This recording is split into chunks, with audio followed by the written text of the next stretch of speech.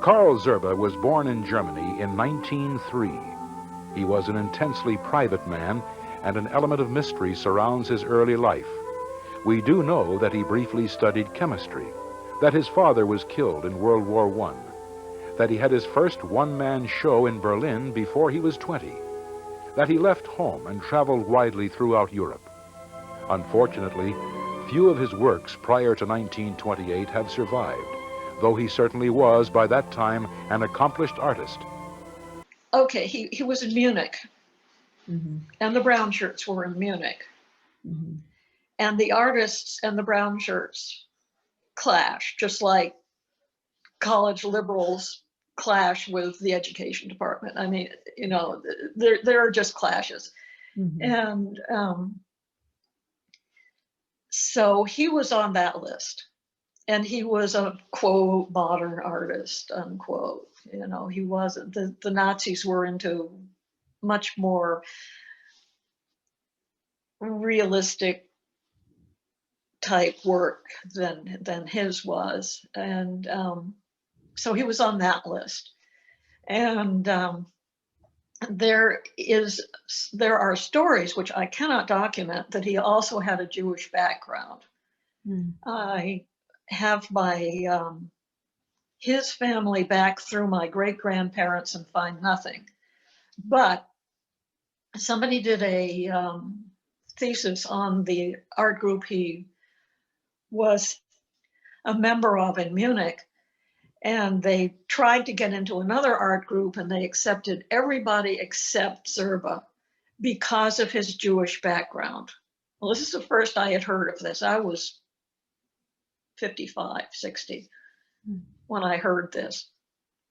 I asked my father once when I was little, because we didn't go to church, I said, well, what was your religion? He said, I was raised Lutheran. Okay. And if you look at the marriage certificates and stuff going back 3 generations, they were all Lutherans. So I said, fine. He said this, I say this. And my friend who translated the stuff from Germany said in a very gentle voice, well, you know, Maria, at that time in history, you became what you had to be. But he knew he didn't want to be in Germany. He was not happy about the way the politics were going there. Mm-hmm. He came over here, he met Mother, that decided him between the US and Paris. And if he'd stayed in Paris, he might have been dead. I mean, you know, because they took over Paris. And, mm-hmm. you know, Picasso survived because he was Picasso, but who the heck was Zerbe back then? Nobody that big. So he got on lists. When he was maybe in his early teens, a friend of his mother's gave him a set of tube paints, which he created. One painting was squeezing them right out of the tube onto the board or whatever he was working on. And he really wanted to be a painter after that.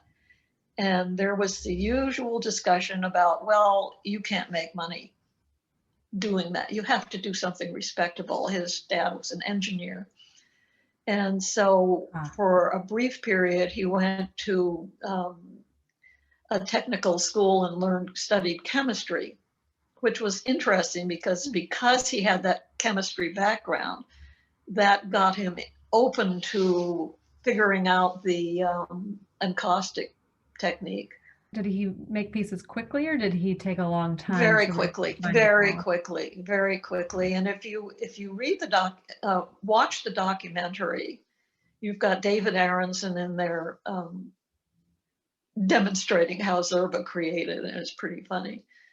And but it was very quick, and he was that's why he got into encaustic, is because oil is so slow. You have to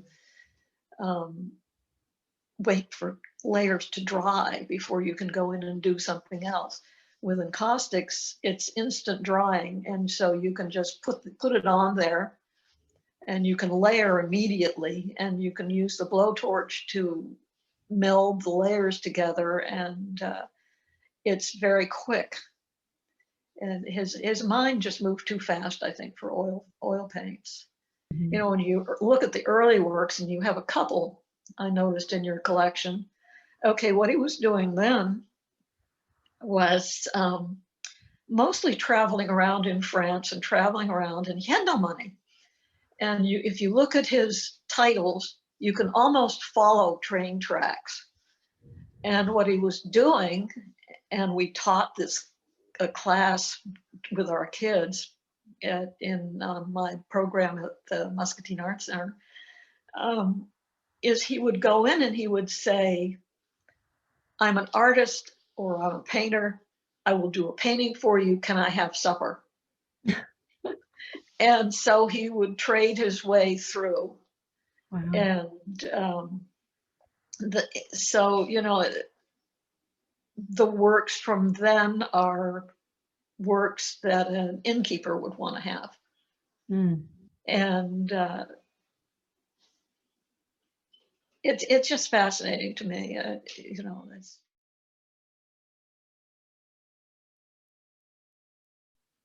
Wow, so a big influential time in your life, I'm sure.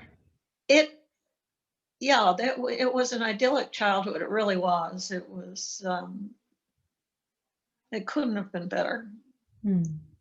And did your father have a studio at the house, or did he go somewhere else He to work? did, and he admitted toward the end of his life that that was probably not the smartest thing for him to do, because I couldn't have kids over when he was painting because everything had to be quiet.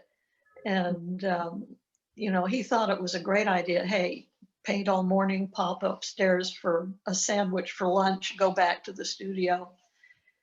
Before that, they rented a house, and they rented 2 floors and lived on one, and the other floor was his studio.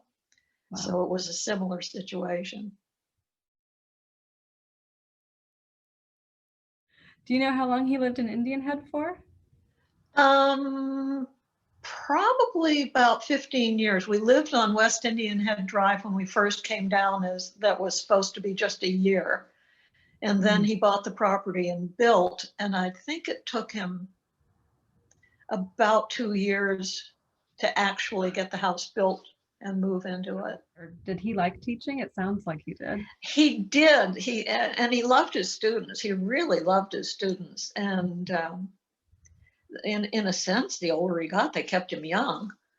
Um, he recognized the difference between the students he had in Boston and the students he had in Tallahassee, because there's a difference between art school students and university students who also have to take all the gen ed classes and stuff like that. Mm. But he was excited by that, and it forced him into being more introspective about his own processes. You know, he couldn't just wing it. He had to say, well, why am I doing this? What am I doing? How do I teach these steps to somebody else? So it disciplined him. Mm-hmm. And like I said, he really loved his students. He had students who were friends his whole life. There was a program in the mid-50s that Florida State was coming up with, which was a kind of an advanced humanities program, and they had a professional musician, a professional composer who was Daknani. They had a professional philosopher. They had, and he was their artist, 60 or 61. And was already thinking in terms of the tension between the African Americans and the white people, and noticed that there was less tension there, although it still existed. And his paintings there were very subtle, pointing out the differences. And he also did a series in Trinidad a year later where he represented the different cultures living together by the different collages from foreign newspapers. He had Russian, he had London, he had Chinese. The message being all these cultures are living together. But he noticed that there was still tension between the different races, but it was very subtle. I remember they had a gallery at the Lewis State Bank. I think it was called the Little Gallery. It was in downtown Tallahassee. And he had some of those paintings up there. And I remember him telling me, you know, you can get your message across, and the people who are open to the message will get it. And the other people won't get it. So, you know, he was speaking to a certain audience. And I do remember that conversation we had looking at those paintings in the window of the little gallery. He got his message across, and the drawings, the Albany, Georgia drawings, and you have a bunch of those in the show. Linda put together the civil rights show. Are very immediate and very strong, and they were done very quickly, and they were done from what he saw on television. I don't know how he got initially involved, other than that he was Karl Zerbe, and you know, I don't know if Dick Puckett sought him out, or if, you know, how that all started, but he was very supportive of Lemoyne from the beginning, as far as I know, and did the serigraphs as a benefit to Lemoyne, and gave advice, and just thought they were a really good group, worthy of support, and that they were supporting the artistic community as such, you know, and that, you know, he was really good friends with Dick Puckett. And so he got in the habit of doing what he could for Lemoyne, and I figured, he's got to be right. If he can do it, I'll do it, you know, and somebody should write a book. And,